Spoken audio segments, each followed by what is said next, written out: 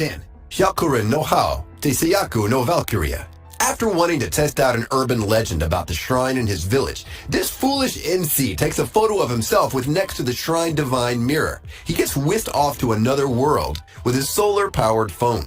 And from the looks of it, it seems like a world heavily influenced by the Norse mythology. He's then taken in by the Wolf Clan and cared for by them, so the only thing left for him to return the favor for them by expanding their area of rule and territory.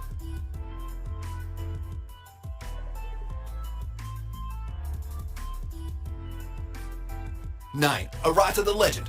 The old classical switcheroo is back in action. There's two characters in this show with the same name but from different dimensions and time periods. However, when did that ever stand in the way of anime? Somehow they always have an abundance of magical portals that pop from out of nowhere. Okay, so concentrate with me, guys, since both main characters are called Arata to avoid any confusion.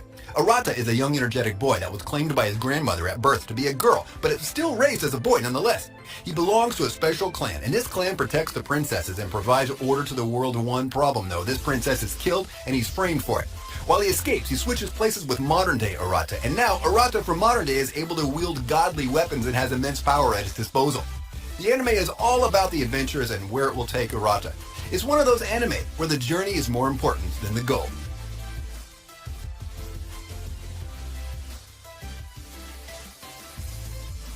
8. Mausama Retry. Once the creator of a video game, now the Demon Lord in his own created RPG. But the catch is, even though he's in his Demon Lord sprite that he created, the people he meets and eventually saves are unfamiliar to him in the slightest. Aku, the girl he saves from being killed by a demon, becomes his trustworthy guide in this foreign world that he can barely even recognize. And hey, he's got a kick-ass look with a tall black coat. What could be more badass than that? Oh, and he's too damn overpowered. His presence and pressure on his own is more than enough to cause worlds to crumble.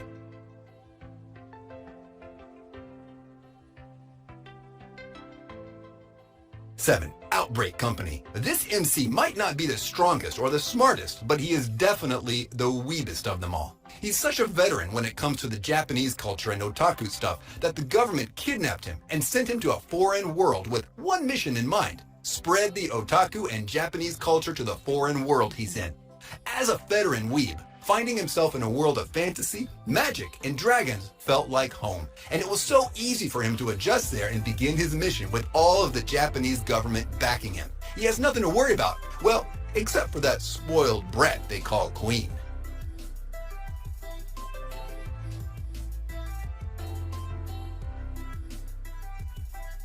6. Batum.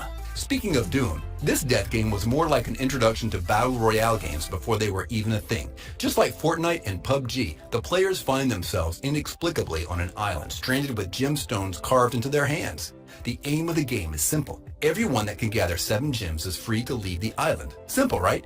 Well, not so much, since the only way to do so is to kill the person that owns that gem and add it to your account. So technically speaking, every person will have to kill 7 other players to gain freedom from this horrid island.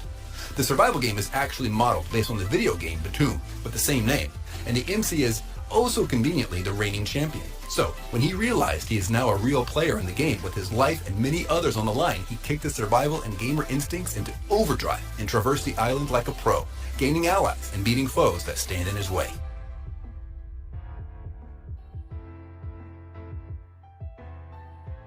5. My next life as a villainess. Now, when it comes to getting reincarnated in this game world, we're expecting to assume the role of the strongest character there is. The main antagonist makes one of the best choices there are, but when the game is centered to make the bad guy bite the dust no matter what cheat code's in place, is this even a fair game anymore? However, with Katarina Clays being the literal master of the game called Fortune Lover, she must be cautious to stall the impending doom that awaits her. With all the characters in the mix, and Katarina being as prudent as cautious as one can get, this is hilarious, unique, and enjoyable to the very core, with a new season on its way soon, the very next month to be exact. 4. Mondaiji tachi ga isekai karaku so desu yo. Here we go with one of those long Japanese titles, only that this time the English title is even longer. Problem children are coming from another world, aren't they? Yeah, that's a whole sentence, and a question.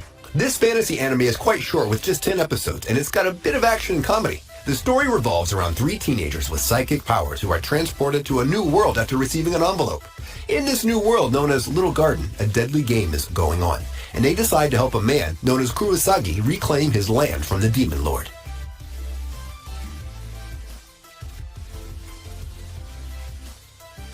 Three, Tsubasa Reservoir Chronicle. This is somewhat of a cliche story. The girl is caught up in a weird ritual with her power awakening as wings and her feathers dispersing into countless dimensional pockets, and with each feather, a piece of her memory.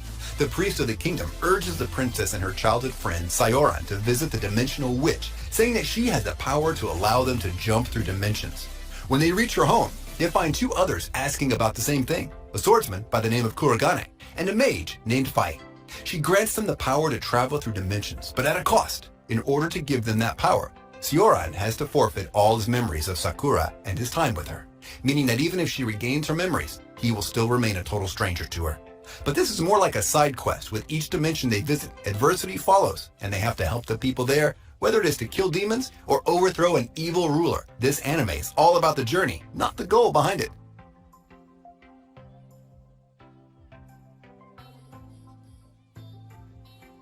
2. Log Horizon. After being stuck in his favorite game with no way to leave or log out, the MC has to ensure that the virtual world he is in with many other players is as hospitable as possible and will allow for their survival. He enforces the laws and tries to dismantle any fights or disputes taking place in hopes of preserving what is left of the peace in that world they call home now. They have to defend their city and preserve it from the threats internally and externally. This anime is so similar to Sword Art Online in most of its aspects, but where SAO fails, Log Horizon thrives.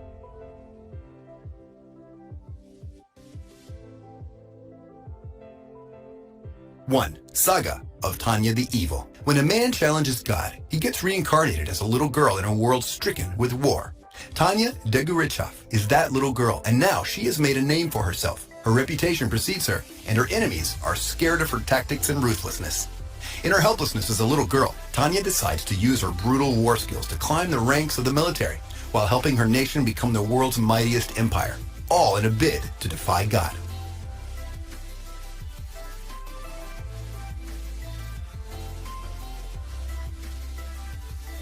There you go, guys. I hope you enjoyed the video. Be sure to like and leave a comment. And if you're new to the channel, you should consider turning that red subscribe button gray. I post regular content like every 2 days or so. Well then, see you guys in my next video. Until then, stay safe and watch anime.